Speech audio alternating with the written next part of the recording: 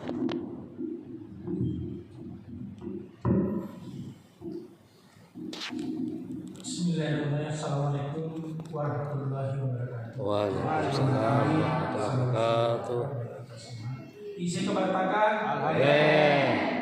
Yang saya hormati Pak Kabid, yang saya hormati Ibu narasumber, Bapak Ibu lembaga adat, para peserta yang sangat berbahagia pada pagi ini. Pertama-tama kita panjatkan puji syukur kepada Allah SWT yang pada pagi hari ini menjelaskan kita melaksanakan kegiatan penutupan terkait dengan misalnya muatan lokal. Kalau kita acu dengan Permendikbud 12/2015 terkait dengan muatan lokal untuk 2013, ya saya tidak tahu apakah ini sudah ada revisi terkait dengan perubahan peraturannya. Intinya bahwa muatan lokal ini sejak lama memang harus kita laksanakan. Ya, sejak 2013 itu keluar Permendikbudnya, bahkan sejak lama saya dulu masih sekolah cuma di kampung di Sulawesi. Ya, itu sejak kelas 1 itu sudah kita diajarkan terkait dengan bahasa daerah Bugis. Ya, makanya sampai sekarang itu kita ingat, ya, karena di sana itu ada lontar di Jawa itu ada orang Coko. Jadi kalau lontar itu ada 23. Jadi kagangankan, pabamampa, tadanangrat, cajanyancak, yang lawa, saha. Ya itu. Jadi itu lontarannya. Ya. Dan itu diajarkan sampai SMP kelas 3. Ya. Nah, ini memang kebudayaan lokal memang harus kita angkat. Dan salah satu kebudayaan yang sangat mendasar itu adalah muatan lokal terkait dengan bahasa. Ya. Makanya di daerah itu keberadaan balai bahasa itu fungsinya adalah bagaimana mengembangkan budaya-budaya lokal, terutama bahasa daerah. Dari 10.000 lebih bahasa yang ada, dari 10.000 lebih juga pulau, itu bersinggungan dekat saja itu sudah kadang berbeda. Misalnya di Sulawesi ada 29 kabupaten itu 29 ciri khas. Ya. Misalnya untuk yang Bugis Toto itu antara misalnya Baru dengan Angke. Yang ke bawah itu lain lagi bahasanya Pare-Pare, lain lagi logatnya, dialeknya berbeda lagi. Sopeng berbeda lagi, Bone berbeda lagi. Ya. Nah, yang dualisme bahasa itu yang dia kuasai itu adalah contohnya seperti Sulawesi Barat. Sulawesi Barat itu menguasai 2 bahasa yang kita tidak tahu. Dia menguasai bahasa daerah Mandar, juga menguasai bahasa daerah Bugis. Ya. Di Makassar atau Makassar, ya. Tetapi menggunakan lontar satu itu tadi kajangankan, cajanyancak, pabamapa, tadanangrai, yaralawa, saha.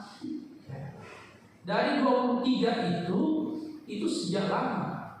Bahkan waktu masih saya SMP ada namanya guru kami itu namanya Pak Madinawero itu kalau menyanyi itu kami kayak aduh bagus suara. Nah, mulai dari penamaan dari kita ini nanti adalah misalnya seperti SD itu mulai dari harus berangkat dari pengawalan nama-nama, misalnya nama-nama rusa. Bahkan di kami itu bahasa yang kita gunakan di kampung itu ya Bugis. Makanya ketika masuk kelas 1 itu kita diperkenalkan tentang abjad, ya, misalnya digambar dulu, bahkan kita salah kadang, ya, misalnya gambar rusa, baru tambah ruhu, tambah sa, dibaca Jona, ya, karena memang ada gambar yang diperkenalkan. Jadi tidak apa-apa, salah seperti itu kan biasa, adalah berarti menguasai bahasa ibu. Ya. Nah, tatanan-tatanan apalagi sekarang ini pengembangan tentang budaya lokal dengan kurikulum merdeka itu harus betul-betul berkembang. Ya. Filosofi bahwa keberadaan masyarakat kita, apalagi dengan keberadaan yang ada di KM, itu kita harus betul-betul menguatkan akar budaya. Jangan sama seperti yang ada di Betawi. Itu akarnya jadinya tidak mampu mengakar lebih luas karena adanya asimilasi, adanya heterogenitas di Jakarta, lantas melepaskan diri kebudayaan itu, ya bahasa yang hanya logatnya yang orang bisa ini, tetapi terkait dengan bahasa ibunya sudah buyar. Padahal sebenarnya Betawi mungkin ada, karena dipastikan ada sebagai mulai dari Tahila masuk itu jelas. Ya. Mulai dari Jakarta sampai kepada Jakarta itu sudah ada. Ya. Nah, oleh sebab itu kita berharap bahwa dengan upaya kita untuk membuat buku, bahkan ya saya ada permennya saya bicarakan tadi bahwa Permendikbudristek 21/2023 tentang penyusunan, penyediaan, pendistribusian dan penggunaan buku pendidikan. Jadi ketika ini kita pun harus punya panduan dan itu harus ada bukunya. Sehingga Permendikbudristek ini mendasari untuk dilakukannya bagus sekali sudah kita laksanakan ini. Tinggal nanti ketika sudah tersusun dan menjadi buku, menjadi pegangan bagi guru-guru kita, ini nanti kita tinggal ya seperti apa yang disampaikan tadi Pak Armani, bahwa tinggal bagaimana caranya merevisi itu dengan cara berkumpul. Ya. Karena tidak ada memang sesuatu itu yang langsung jadi lantas lengkap. Dipastikan pasti ada kekurangan. Oh iya, ada ini, perlu kita ini. Sudah dilakukan revisi dan itu terus berkembang. Dan itu namanya kemajuan kebudayaan yang mengikuti proses. Ya. Apalagi saya katakan tadi dengan keberadaan IKN itu nanti mereka juga harus diajarkan terkait itu supaya budaya kita betul-betul mengakar. Ya. Lokalisme kita itu betul-betul ada dan dipahami oleh mereka. Ya. Tidak lepas, tidak tersingkirkan begitu saja. Dengan adanya buku ini keharusan bagi warga kita yang harus menguasai bahasa Pasir. Ya. Makanya di Kuta itu harus ada penerasan bahasa Kuta dan alhamdulillah seperti apa yang disampaikan tadi kita yang pertama, ya yang pertama membuat ini, menyusun ini. Ya, peletakan batu pertama seperti inilah menjadi momentum yang besar untuk ke depan. Ya.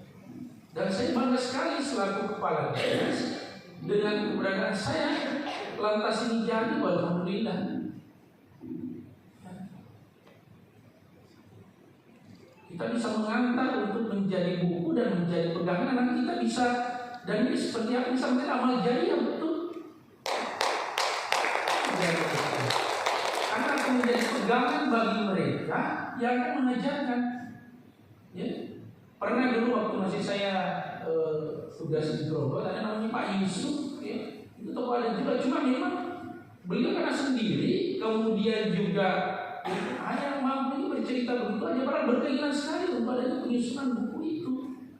Di Pasir itu belum ada itu. Alhamdulillah kita bisa melakukan gebrakan ini, melakukan upaya. Itu saya katakan tadi bahwa tidak ada sesuatu itu yang sifatnya tidak bisa dan tidak ada sesuatu itu yang langsung jadi sempurna.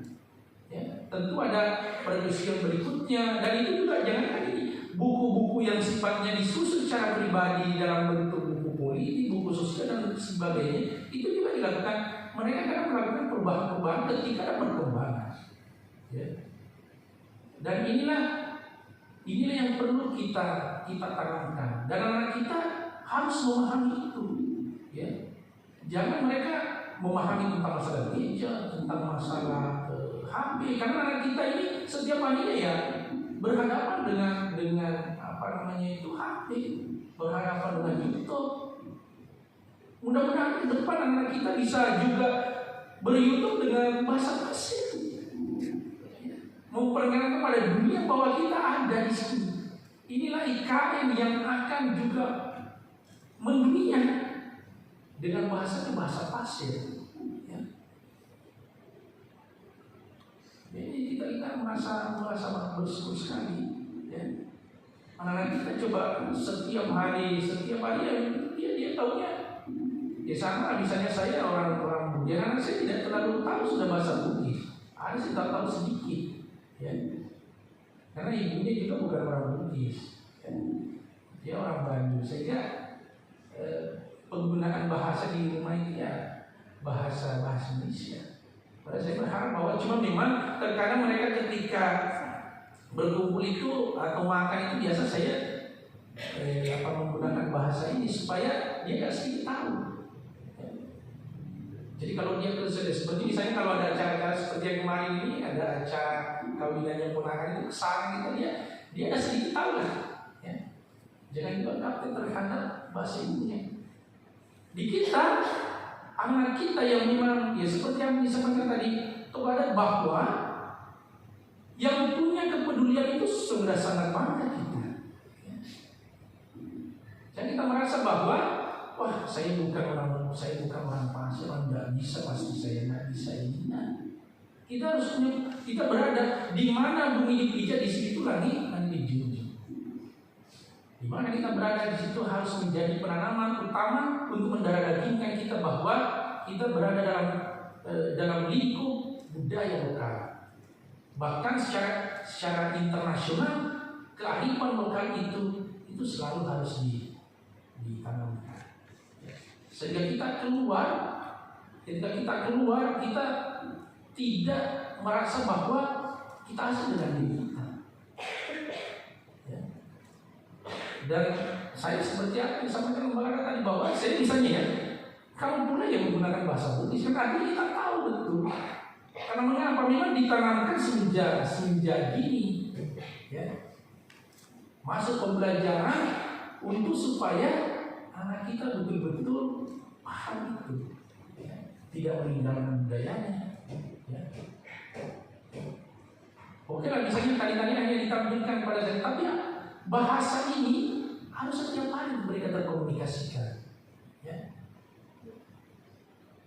Jadi kalau macam dia seperti di Longkali itu Longkali, Longikis, ya daerah Kedami itu Moratoyo, kemudian Tio itu menggunakan mereka mendalam sekali menggunakan bahasa Pasir. Ya. Saya pernah masuk ke sana dulu waktu masih di Pasir. Itu mendalam mereka menggunakan itu. Nah di kita di kota itu harus ditanamkan itu. Anak-anak SD harus tahu, ya, harus paham. Anak-anak saya misalnya harus paham. Andai kan sejak kecil ada begini harus paham dia. Ya. Sehingga informasi terkait dengan nama-nama binatang, nama-nama gedung dan segala macamnya terus dia memahami betul-betul bahasa Pasirnya. Sehingga bukan cuma kita tahu bahwa itu isi Tumataka, isi tahunya ya isi Tumataka gue. Tetapi kalau nanti ke depan saya juga mau akan membaca itu nanti kan saya belajar. Saya mau lihat juga buku itu nanti supaya saya juga belajar terkait dengan itu, supaya saya banyak tahu tentang ya misalnya untuk yang rusak, ayo ya dan segala macamnya. Binatang dan lain-lain, ya. Seperti tadi ketua ada tadi bahasa Pasir panggungnya. Ya saya cuma artinya yang lain ketawa, saya cuma tahu itu pasti ada kelucuan, pasti.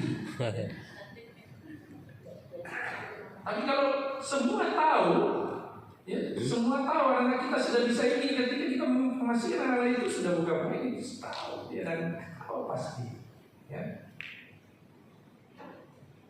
Ya mudah-mudahan ini sepakati bahwa ketika dia berkumpul nanti, jadikan ini sebagai kewajiban, apalagi ini adalah program unggulannya Dinas Pendidikan. Ada 2 program unggulan kita tahun ini, program unggulan terkait visa, ya, program All International Studies Assessment, ya, terkait dengan anak-anak kita bagaimana sainsnya. Kita bekerja sama dengan Yohanes Surya, Profesor Yohanes Surya. Kita mau anak-anak kita juga bisa sainsnya bagus. Kita mau juga anak-anak kita internasional matematikanya, sainsnya, supaya di Olimpiade betul-betul bisa memberi hasil yang baik.